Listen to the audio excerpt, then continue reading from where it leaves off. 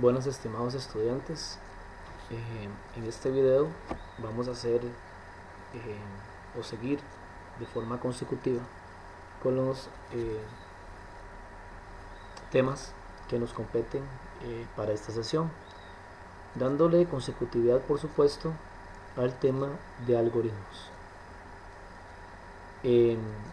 Precisamente el día de hoy nos toca determinar lo que son las decisiones en los pseudocódigos y lo que compete a una corrida mental de pseudocódigos. En el caso de las decisiones de pseudocódigos estamos hablando propiamente que es como otro enunciado, como otra parte más de los pseudocódigos. En el caso de la corrida mental es algo que nos va a contribuir significativamente a seguir mejorando nuestro análisis en la parte de construcción de algoritmos en pseudocódigo, partiendo también de hecho de que necesitamos pues entender bien cada una de las sintaxis y por supuesto cada forma de escritura y cómo expresamos los pseudocódigos. Por tanto, si nos vamos propiamente a la página 21, podemos observar que aquí viene el siguiente enunciado. Recuerde que el enunciado viene siendo como una parte del algoritmo. En este caso, la parte del algoritmo que nosotros queremos eventualmente tocar en este momento, que sería la parte decisiva. La parte decisiva, pues lógicamente tiene que ver cuando nosotros de una acción o un enunciado determinamos si es correcto o no es correcto, o en palabras sencillas, si es verdadero o no es verdadero. Por ejemplo, yo en este momento puedo decir un enunciado, puedo decir tengo frío, y simple y sencillamente pues hay dos posibles respuestas, ¿no? Que sí sea cierto o que no sea cierto.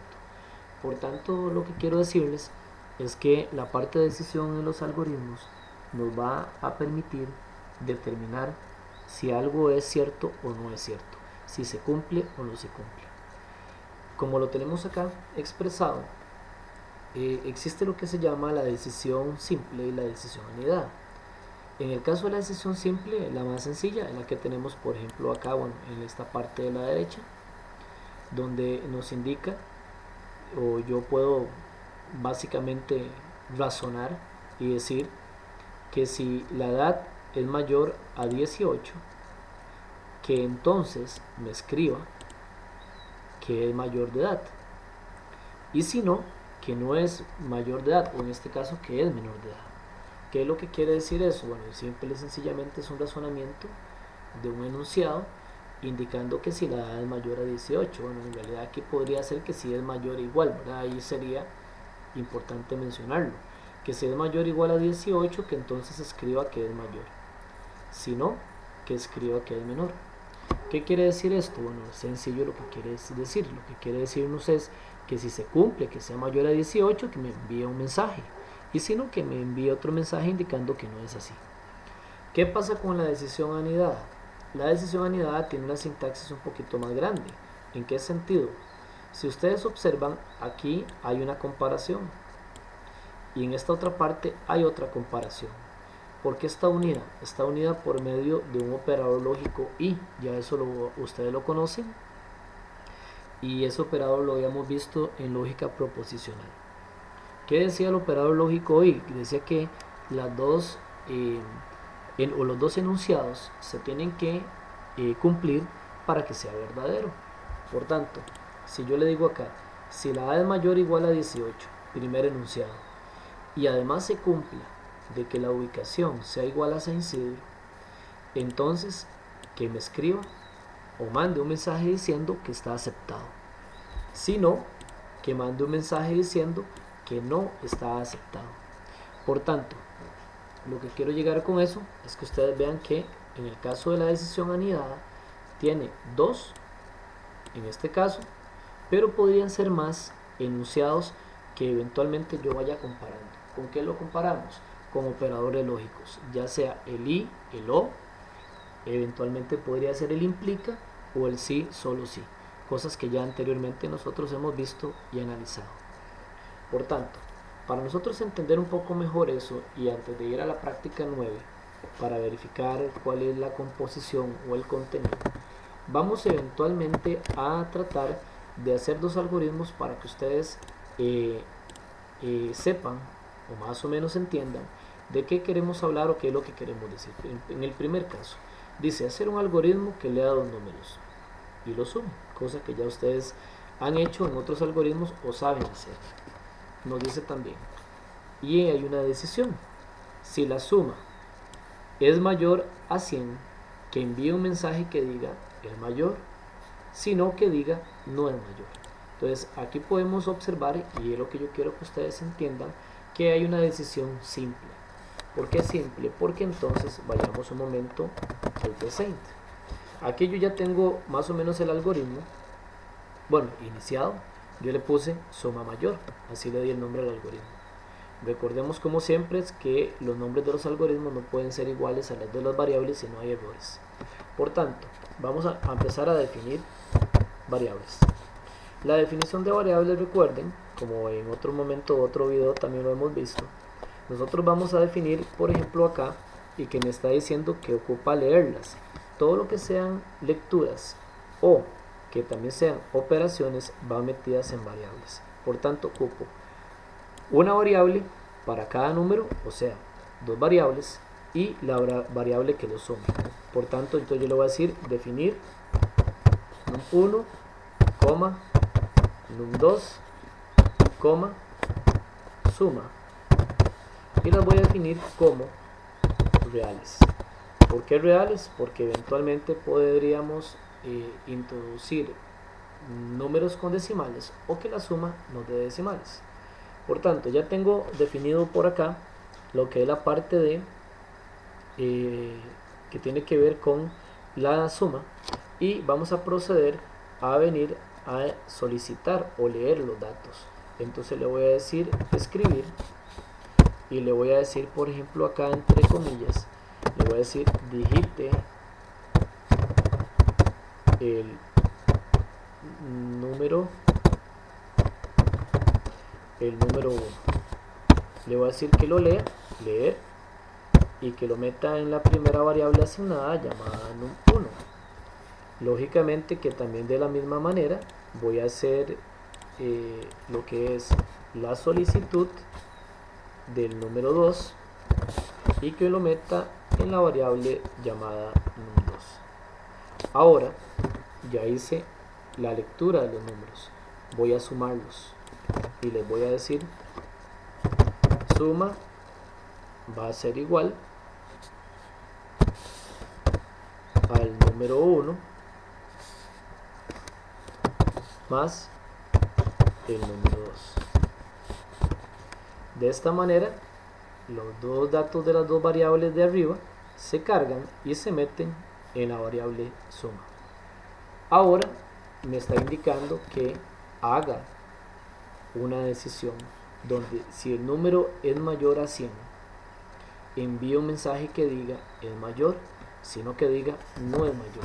Entonces la decisión en el caso del PSeInt, porque recordemos que hay diferentes software donde se utilizan de diferentes formas o maneras, sería de la siguiente forma o la siguiente manera: si la suma es mayor a 100,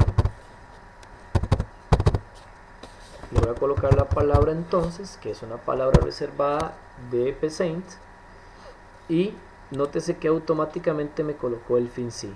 ¿Qué significa este fin sí? Significa el fin de esta decisión, no el fin del algoritmo, que son cosas diferentes, ¿verdad? Entonces, me indique que imprima un mensaje que diga es mayor.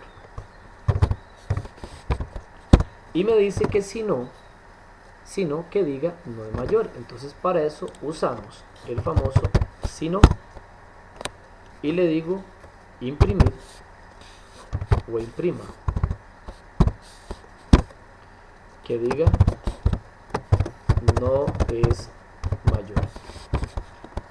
Por tanto, tendríamos en este caso lo que es la definición de variables, la lectura de variables, la operación realizada y la decisión.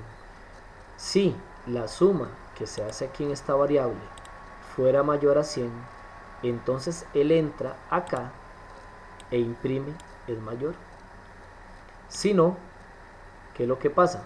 Que si no se cumple lo de arriba, entonces imprime no es mayor. Por supuesto, vamos a hacer una breve prueba. Voy a digitar algo donde no sea mayor, por ejemplo 20 y 20, y me dice no es mayor. ¿Qué pasa? Si yo le digito por ejemplo 100 y 100, me va a indicar en este caso no es mayor.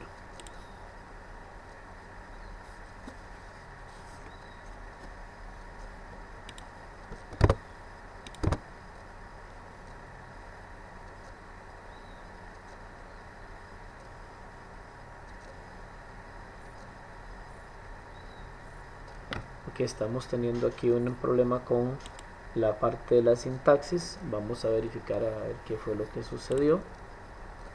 Serían 100 y otros 100, no es mayor. Él me está entrando al si no me está reconociendo esta parte de acá. Aquí tenemos el gravísimo problema. Dice que sería 1. Ahí está, es mayor. ¿Qué fue lo que había pasado? Que en la variable de acá num1 no había colocado el 1. Hay que tener mucho cuidado con esto, ¿verdad? Con la parte de variables, porque a veces no colocamos el dato correspondiente y necesario para que pueda aplicar o se pueda aplicar de esa manera. Entonces de esta manera estamos haciendo o hemos realizado un algoritmo donde sea o es simple, una decisión simple, porque solamente se da una comparación, y si no, me da, como por así decirlo, el valor negativo a esa decisión. ¿Qué pasaría si, por ejemplo, queremos hacer un algoritmo donde ya haya anidación? Algo similar al que acabamos de hacer, pero hay una diferencia. Si ustedes lo ven, la diferencia es que si observamos que de acá hasta acá tenemos o tendríamos 3 decisiones. ¿Por qué 3 decisiones? Bueno, porque dice que, por ejemplo, dice lo siguiente: un algoritmo lee 2 números y los suma. Igual, si la suma es mayor a 0 y menor e igual a 100, quiere decir que entonces ya estamos teniendo 2 enunciados dentro de una sola decisión. Dice que debe averiguar un 7% de la misma, o sea, averiguar un 7% de la suma. Si la suma es mayor a 100 y menor o igual a 1000, entonces dice que debe averiguar un 9% de la misma. Y si la suma es mayor a 1000, debe averiguar un 12% de la misma. En realidad, si ustedes leyeron determinadamente conmigo, se dieron cuenta de que, por ejemplo, acá, la última, o más bien de acá hasta acá, perdón, la última tiene es una simple. Entonces quiere decir que hay 2 anidadas y una simple. Entonces, ¿qué es lo que vamos a hacer? Bueno, vamos a seguir ese mismo ejemplo, y por acá yo ya tengo un poco escrito, o he escrito un poco más bien, en este caso, de lo que queríamos realizar. Por ejemplo, ya yo le puse al algoritmo sumar más, definir las variables. Aquí sí aclaro, hay una variable más llamada por C, que ese por C quiere decir el 7%, el 9% o el 12% que tengo que averiguar. Por tanto, yo lo que aplico es lo mismo: pido el primer número, lo leo, solicito el segundo número, lo leo y realizo la suma correspondiente. Como anteriormente en el algoritmo pasado, ustedes observan que viene la parte decisiva. La parte decisiva igual viene acá, pero ahora hay que añadirle 2 enunciados unidos por el operador lógico y. Entonces decimos, si la suma es mayor e igual a 0, que podría ser que también sea 0, y además la suma es menor e igual a 100, quiere decir que está en ese rango de 0 a 100, entonces voy a averiguar el porcentaje, que es la suma por el 0.07. ¿Por qué por el 0.07? Porque resulta ser que en estos software como el PCInt y en los lenguajes de programación, el símbolo porcentual, o sea, este símbolo no se reconoce. Cuando nosotros queremos sacar un valor porcentual, nosotros tenemos que pasarlo a decimal. ¿Y cómo lo pasamos a decimal? Es muy sencillo. Cuando se trate del 1% hasta el 9%, en lugar de yo multiplicarlo por el 1% o por el 2% o por el 3%, lo que hacemos es lo siguiente: colocamos 0.0 y el valor que yo quiero. Por ejemplo, si fuera el 3% sería 0.03. Si fuera el 7% sería 0.07. Si fuera el 9%, 0.09. Entonces de esa manera yo lo paso de porcentaje a decimal. ¿Qué pasaría si fuera del 10% en adelante? Lo que hacemos es escribimos 0. Y el número que quiero. Si fuera 10%, 0.10. Si fuera el 11, 0.11. El 15, 0.15. De esa manera lo pasamos sencillamente a decimal. Esto fue lo que yo hice en este caso de acá. Como es por un 7%, según lo que me indicaba, en este caso acá, yo lo hice por 0.07. Y de esta manera, si ustedes observan, ya ahí lo tenemos. ¿Procedo a qué? Procedo a imprimir el resultado, donde dice el porcentaje es, y le concateno la variable por C. Aquí aplico el fin sí, que este fin sí es de esta decisión. Como son decisiones que son un poco aparte, entonces lo que hacemos es que en lugar de venir aquí y escribirla, porque si yo la escribiese acá, nótese que inmediatamente se me concatena dentro de esa misma, y no ocupamos que se concatene dentro de la misma, sino que sean como decisiones por aparte. Así en este caso las ve o las maneja PCInt. Entonces tengo que decirle, si la suma es mayor a 101, o sea, quiere decir que la suma es mayor, en este caso, a el 101, porque recuerden que arriba habíamos quedado en que era menor o igual a 100. Entonces, si es mayor a 101 y además, operador lógico y, la suma es menor e igual a 1000, entonces, o sea, si esto se cumple, la variable por C va a ser exactamente la misma, o sea que es la suma, pero por el 9%. Y procedo a imprimir el resultado. ¿Okay? En el último caso, bueno, que recordemos que ese que acabo de mencionar sería este caso: si la suma es mayor a 100 y menor e igual a 1000, averiguamos el 9%. Veamos lo que pasa en la última decisión. Dice, si la suma es mayor a 1000, debe averiguar un 12% de la misma. Quiere decir que en ese caso ya no ocupamos el operador lógico y, porque solamente me está dando un enunciado. ¿Cuál enunciado? Que si la suma es mayor a 1000. Entonces aquí procedemos a aplicarla, que por cierto, aquí está mala. Dice, si la suma es mayor a 1000. Si la suma es mayor a 1000, ¿por qué mayor? Porque recordemos que en el de arriba habíamos quedado que era menor e igual a 1000.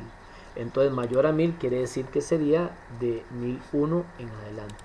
Si la suma es mayor a 1000, entonces, ¿qué me dice? Averiguar un 12% de la misma. Entonces igual, variable por C igual a la suma multiplicado por 0.12.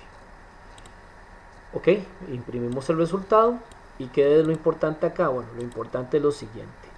Si nosotros hacemos cualquier suma, que ya la tenemos acá, bueno, hicimos la lectura de los números, metimos los resultados en las variables y hacemos la suma, por así decirlo, el sistema o el mismo software va a entrar a esta decisión o a esta o a esta. Quiere decir que va a entrar a una de las tres, nunca va a entrar a las tres.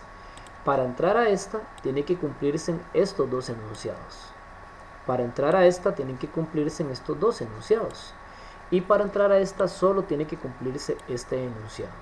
Por tanto, si hacemos la prueba, verifiquemos, 20 y 20, me dice es 2.8. ¿Por qué? Porque es el 7% de 40.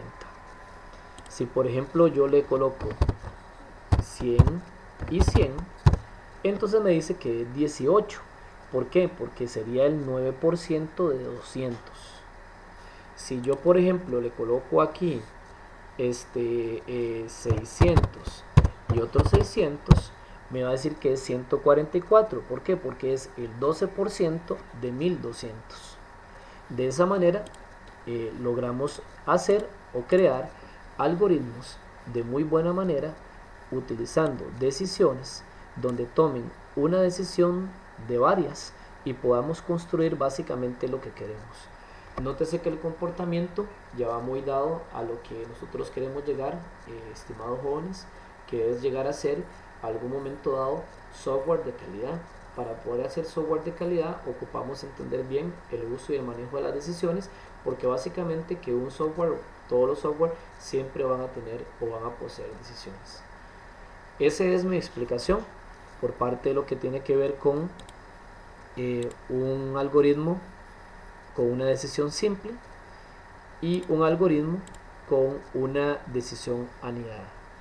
Ahora bien, vamos a proceder, o voy a proceder en este caso, a explicarles acá en el libro o en el manual qué es tan importante que tenemos que entender o qué es lo que tenemos que realizar, por ejemplo, en este tipo de prácticas. Primero que todo, quisiera que veamos que tenemos por acá una corrida mental de un algoritmo. ¿Qué es una corrida mental? Una corrida mental es cuando nos dan datos y nos dan un algoritmo y nosotros metemos datos mentalmente al algoritmo para verificar cuál solución o cuáles soluciones dan. Por ejemplo, si ustedes observan este algoritmo, hace una lectura de dos números, hay decisiones, pero las decisiones solamente me van a llevar a un sitio, a averiguar X. ¿Con qué? Con diferentes fórmulas. Aquí ustedes lo pueden ver, diferentes fórmulas, para todos tienen diferentes fórmulas. Entonces, por ejemplo, en el primer caso me dan que A vale 15 y B vale 20. Yo lo que voy a hacer es que de forma mental voy a meter estos valores al algoritmo y voy a verificar si da 5 o si da 15. Entonces A vale 15, B vale 20. Vamos al algoritmo. El algoritmo dice A vale 15 y B vale 20. O sea, léalos, 15 y 20. Ahora me topo con una primera decisión. Vean qué importante, cada decisión tiene su si no. Veámoslo acá. Si esta decisión se cumple, esto entra acá. Pero si esto no se cumpliera desde el primer instante, busca su propio si no, que sería en este caso este de abajo. Cuando se aplica un si no, hay otra decisión. Si se cumple, entra a su fórmula. Pero si no se cumple, va y busca su si no. Y su si no lleva a otra decisión. Por tanto, si esta se cumple, averigua una X. Pero si no se cumple, busca su si no y averigua con una última fórmula. Veamos en el primer caso, A vale 15 y B vale 20. Entonces me dice, si A es menor a B, entonces ¿es menor a B? Sí, claro que sí. 15 es menor a 20. Entonces entra acá. Pero me topo con otra decisión y me dice, A es menor a 10. Definitivamente no. A vale 15. Entonces me dice que vaya al si no.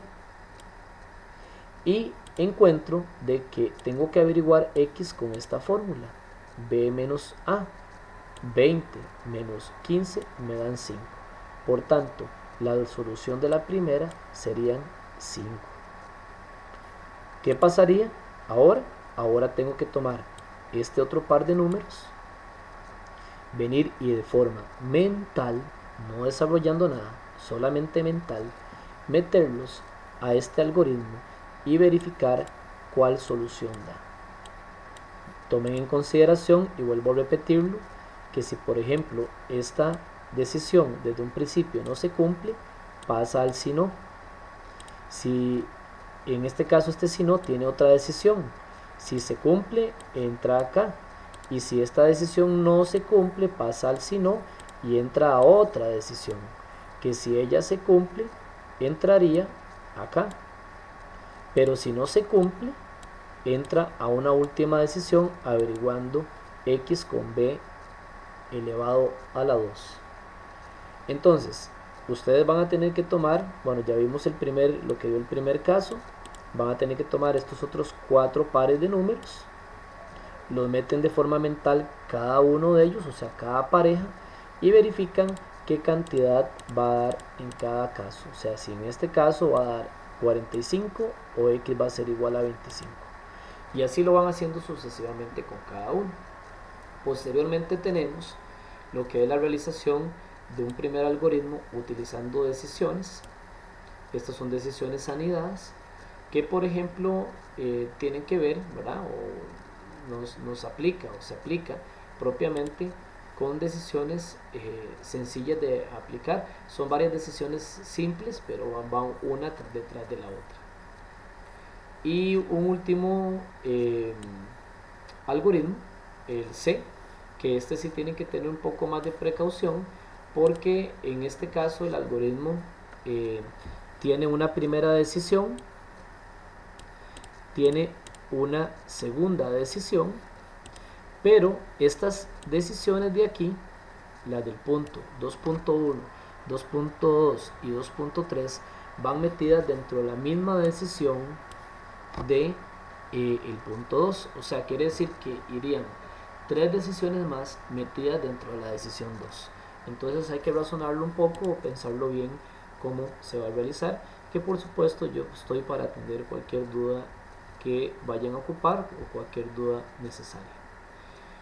Entonces, en síntesis, esto sería la explicación de cómo utilizar la parte de decisiones dentro de cada uno de los algoritmos, ya sea una decisión simple o una decisión anidada. Esperemos que hayan entendido, sobre todo que también tengan el video para que lo estén reproduciendo la cantidad de veces necesaria y que puedan estar verificando cada uno de los pasos a realizar. Espero que estén bien, cuídense mucho y que Dios los bendiga.